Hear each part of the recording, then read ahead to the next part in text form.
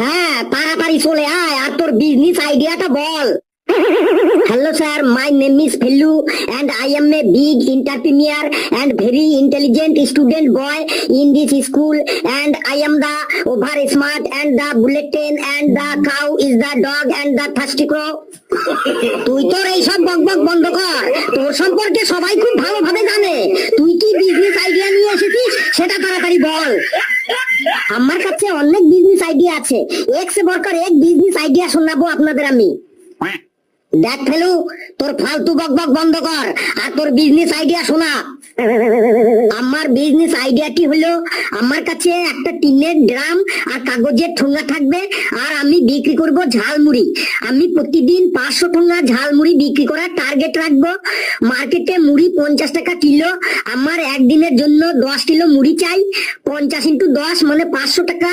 2 kilo চানাচুর লাগবে যার দাম 150 টাকা।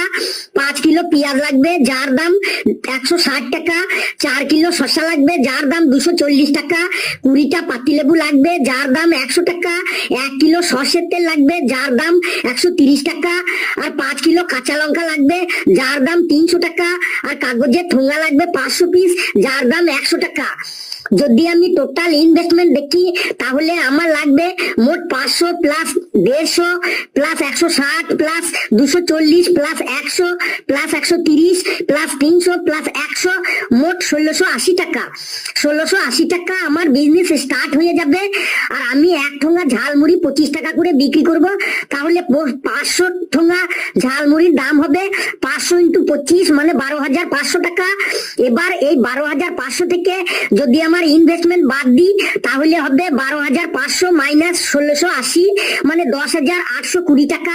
আমার পার ডে লাভ হবে 10,820 টাকা, মানে মাসে তবে 10,820 × 30 মানে 3,24,600 টাকা।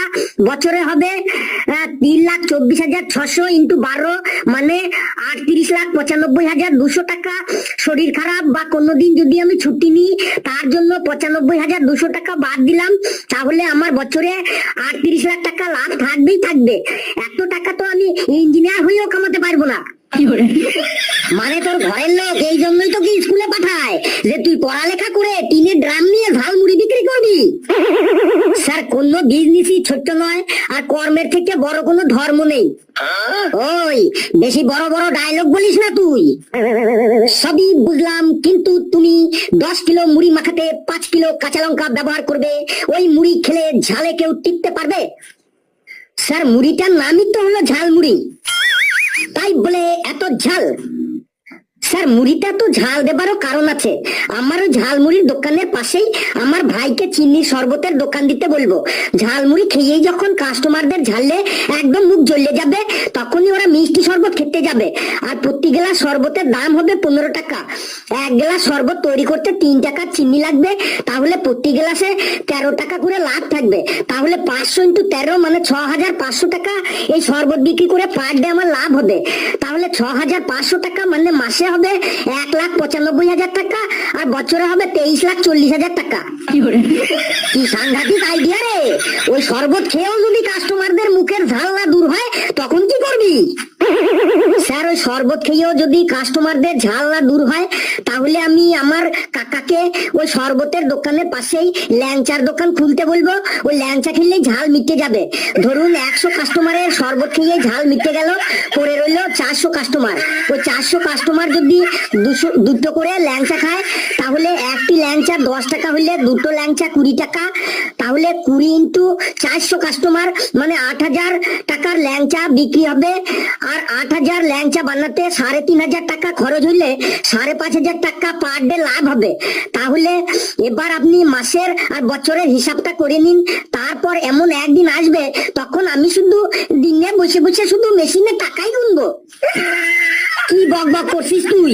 কখনো ঝালমুড়ি, কখনো শরবত, কখনো ল্যাংচা, এইসব ব্যবসা করবি তুই? আমি তো ভেবেই পাচ্ছি না তোর মাথায় এইসব চিন্তা কি করে আসে।